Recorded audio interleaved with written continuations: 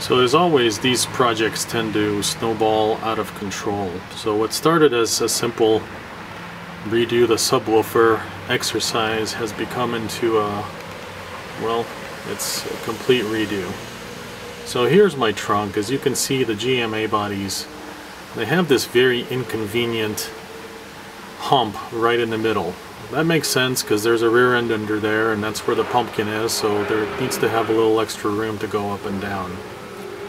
Well, that rear shelf is deceptively small on either side, and couple that with the back seat area that angles, it makes for a very inconvenient place to mount the subwoofer.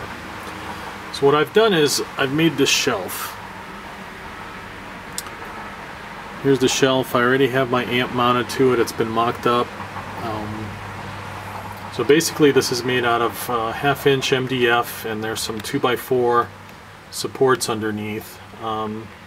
So this is going to rest right above the center hump, have supports on either side, and on the passenger side it's going to support the subwoofer, which is now going to be facing to the rear, and on that will leave the room on the driver's side for the subwoofer.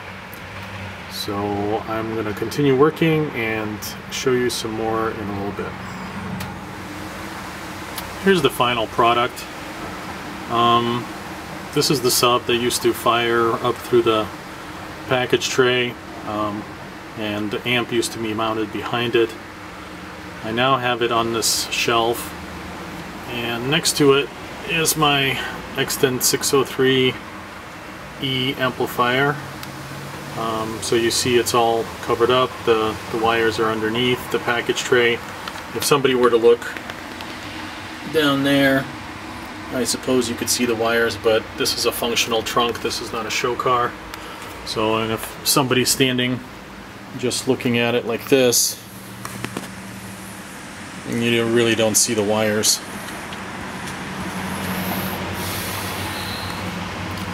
I'm pretty pleased with the sound. This sounds, the bass is definitely a lot more present than it was with the previous setup, and overall I think it was a worthwhile project.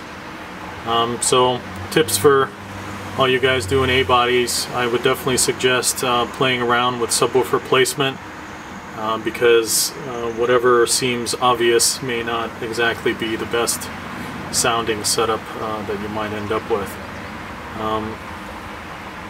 I actually played around with the sub firing down, and that was an interesting experience, but it didn't quite work out as well as I had hoped.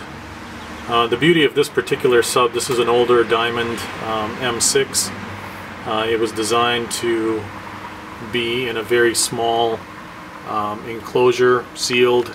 They recommended 0.5 to 0.75 cubic feet of volume, and this particular box, I think, after you account for the volume of the driver, is right around 0.6 cubic feet, so it's pretty small.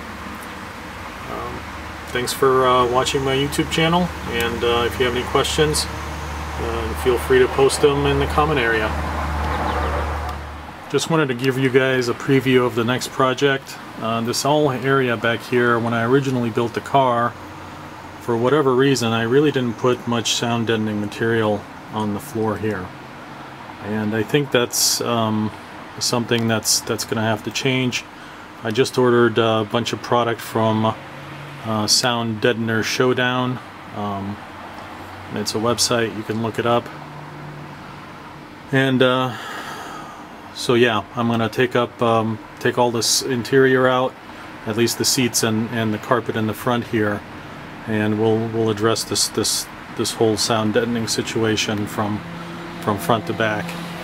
The focus is going to be on really sealing up the trunk area, the big hole that's there in the package tray from where the subwoofer used to be, and just really eliminating some more of road noise and rear end noise and things like that. So stay tuned for that.